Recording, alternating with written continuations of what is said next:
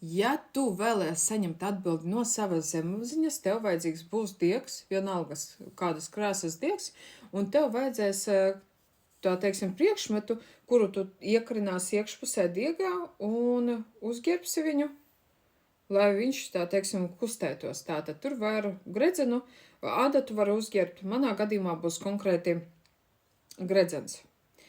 Uzģērbjam uz šī diega un pārbaudīsim saikni ar šo zemapziņu.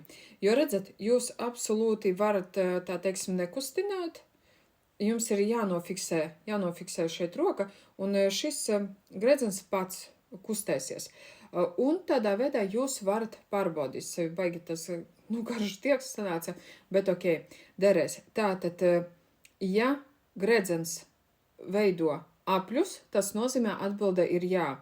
Ja gredzens šūpojas šādā veidā uz sāniem, tas nozīmē nē. Tātad pārbaudam, uzdodam paši sev jautājumus. Un šeit galvenais mēs nekustinam. Vai mana šobrīd enerģija ir pozitīva? Un redzat, tie apļi var būt gan mazi, tieši tāpat arī var būt lieli. Redzat, tā ir zemapziņa tādā veidā ar jums sarunājas, ja? Tieši tāpat tad, kad viņš šūpojas uz priekšu atpakaļ, tas nozīmē, ka jā. Labi, uzdodam nākamo jautājumu. Bērni šodien palika mājās.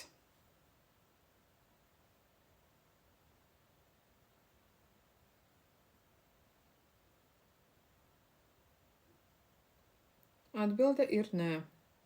Tādā veidā jūs varat sev pārbaudīt. Nezinu, tur nākamais jautājums. Vakar mēs bijām izklaides centrā. Redzat, uzreiz katru reizi savādāk. Jā, citām reizēm viņš intensīvi, citām reizēm viņš, tā knapi manāmi.